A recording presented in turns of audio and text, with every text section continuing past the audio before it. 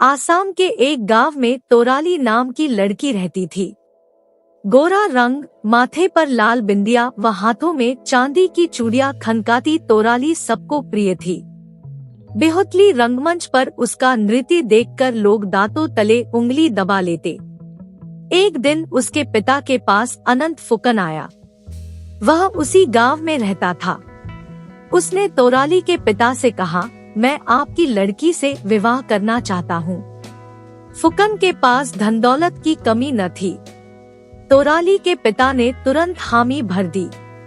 सुबाग धान, मंगल धान कूटा जाने लगा। तोराली अनंत की पत्नी बन गई। कुछ समय तो सुखपूर्वक बीता, किंतु धीरे धीरे अनंत को व्यवसाय में घाटा होने लगा। देखते ही देखते फुकन के घर में गरीबी छा गई। तोराली को भी रोजी रोटी की तलाश में घर से बाहर निकलना पड़ता था। इस बीच उसने 5 बेटों को जन्म दिया। एक दिन पेड़ के नीचे दबने से फुकन की आंखें जाती रहीं। तोराली को 5 बेटों से बहुत उम्मीद थी। वह दिन रात मेहनत मजदूरी करती, गांव वालों के धान कूटती ताकि सबका पेट भर सके। तोराली भगवान से प्रार्थना करती कि उसके बेटे योग्य बने, किंतु 5 बेटे बहुत अधिक आलसी थे।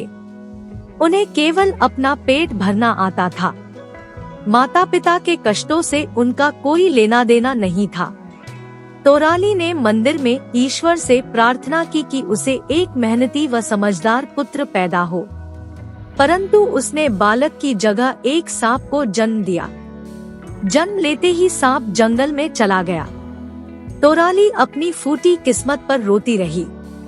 तोराली के 5 बेटे उसे ताना देते, तुम माँ हो या नागिन, एक सांप को जन्म दिया। फुकन के समझाने पर भी लड़कों के स्वभाव में कोई अंतर नहीं आया। कोई कोई दिन ऐसा भी आता जब घर में खाने को कुछ न होता। 5 बेटे तो मांग मूंग कर खा आते। फुकन और तोराली अपने छठे सांप बेटे को याद करके रोते। एक रात तोराली को सपने में वही सांप दिखाई दिया। उसने कहा, माँ, मेरी पूंछ सोने की है, मैं रोज घर आऊंगा। तुम मेरी पूंछ से 1 इंच हिस्सा काट लिया करना। सोने को बेचकर घर का खर्च आराम से चलेगा। तोराली ने मुंह पर हाथ रखकर कहा, ना बेटा, अगर मैं तुम्हारी पूंछ काटूंगी तो तुम्हें पीड़ा होगी। नहीं माँ, मुझे कोई दर्द नहीं होगा, सांप ने आश्वासन दिया और लौट गया। वही सपना तोराली को 7 रातों तक आता रहा।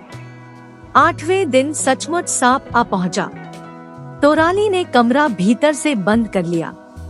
डरते डरते उसने चाकू से पूंछ पर वार किया। सचमुच उसके हाथ में सोने का टुकड़ा आ गया। सांप की पूंछ पर कोई घाव भी नहीं हुआ। माँ से दूध भरा कटोरा पीकर सांप लौट गया। तोराली ने वह सोना बेचा और घर का जरूरी सामान ले आई। शाम को खाने में पीठा व लड्डू देखकर लड़के चौंके। तोराली ने झूठ बोल दिया कि उनके नाना ने पैसा दिया था। इसी तरह सांप आता रहा और तोराली घर चलाती रही। उसका झूठ ज्यादा दिन चल नहीं सका। बेटों ने जोर डाला तो तोराली को पैसों का राज बताना ही पड़ा।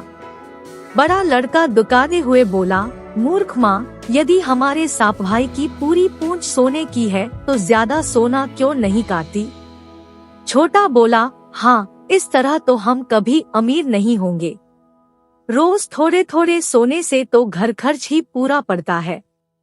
तोराली और फुकन चुपचाप बेटों की बातें सुनते रहे। बेटों ने माँ पर दबाव डाला कि वह कम से कम 3 इंच सोना अवश्य काटे ताकि बचा हुआ सोना उनके काम आ सके। तोराली के मना करने पर उन्होंने उसकी जमकर पिटाई की। बेचारा अंधा फुकन चिल्लाता ही रहा। रोते रोते तोराली ने मान लिया कि वह अगली बार ज्यादा सोना काटेगी। अगले दिन सांप बेटे ने दरवाजे पर हमेशा की तरह आवाज लगाई, दरवाजा खोलो, मैं हूँ आया, तुम्हारे लिए सोना हूँ लाया। क्या तुमने खाना भरपेट खाया? सदा की तरह तोराली ने भीतर से ही उत्तर दिया, मेरा बेटा जग से न्यारा, माँ के दुख समझने वाला। क्या हुआ अगर इसका है रंग काला? सांप भीतर आया। तोराली ने उसे एक कटोरा दूध पिलाया। बेटों की मार से उसका अंगन दुख रहा था। उसने नजर दौड़ाई। पांचों बेटे दरारों से भीतर झांक झांक कर उसे जल्दी करने को कह रहे थे। तोराली ने चाकू लिया और पूंछ का 3 इंच लंबा टुकड़ा काट दिया। अचानक चाकू लगते ही पूंछ से खून की धार बह निकली। सांप बेटा तड़पने लगा और कुछ ही देर में दम तोड़ दिया। तोराली बेटे की मौत का गम मनाती रही और बेटों को अपने लालच का फल मिल गया। हाँ, वह 3 इंच टुकड़ा भी 3 घंटे बाद मांस का टुकड़ा बन गया। दोस्तों, आपको यह कहानी कैसी लगी कमेंट करके जरूर बताएं। हमें आपके जवाब का इंतजार रहेगा। अगर कहानी पसंद आए तो लाइक जरूर करें और ऐसी ही और कहानियाँ सुनने के लिए चैनल को सब्सक्राइब जरूर करें। आपका बहुत बहुत धन्यवाद।